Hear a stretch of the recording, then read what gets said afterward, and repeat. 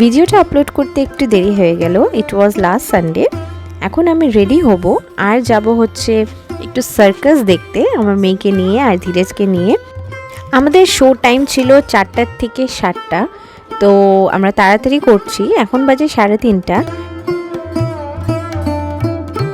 চেরির হচ্ছে এটা first time circus দেখা, ও লাইফে ফার্স্ট টাইম সার্কাস দেখবে, এজন্য ও খুবই এক্সাইটেড। আমরা বাইকটা পার্কিংয়ে রেখে আমরা যাচ্ছি, যেহেতু 4টা বেজে গেছে প্রায়, ওই জন্য নো এন্ট্রিও লেগে গেছে। আর যেই সার্কাসটা দেখবো ওটা হচ্ছে রয়্যাল সার্কাস। আমরা চেয়ার নিয়েছি, চেয়ারের প্রাইস হচ্ছে 120 পার পারসন। চেরির নেয়নি কারণ ও একটু ছোট, সেজন্য।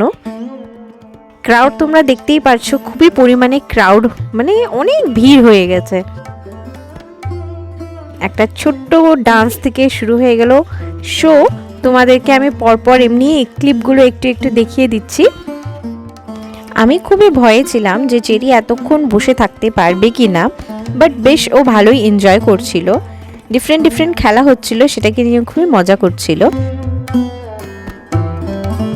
সার্কাস দেখতে দেখতে ওর খিদে পেয়ে গেছে খুবই। আমি জানতাম ওর খিদে পাবে, কারণ লাঞ্চ ও ভালোভাবে করেনি, কজ ওর সার্কাস দেখার খুবই তাড়া ছিল।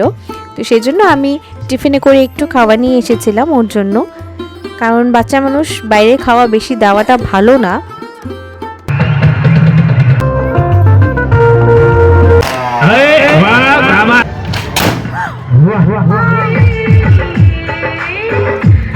সার্কাস শেষ, আমরা বেশ ভালোই এনজয় করলাম।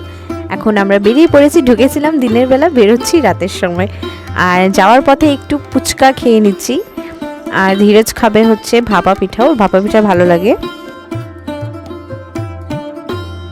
মেলা ছেড়ে যাওয়ার ইচ্ছে করছিল না, ওই জন্য একটু চান্সে ঘুরেই নিলাম। চেরি খুবই জেদ করছিল এই পপসটা খাবে, যেটা মুখে গিয়ে চিটপিট করে একটু শব্দ করে। দেখো ওর এক্সপ্রেশনটা। এটা আগে আমরা ছোটোবেলায় খেতাম, এটা আগে 1 টাকা 2 টাকায় পাওয়া যেত, আর এখন এটার প্রাইস হয়ে গেছে 20 রুপিস, যেহেতু দাম অনেক বেড়ে গেছে এখন জিনিসের। তারপর একটু টুকটাক এই আর কি বাড়ি সংসারের আর বাচ্চাদের খেলাধুলা নিয়েই এগুলো একটু ঘোরাঘুরি করলাম।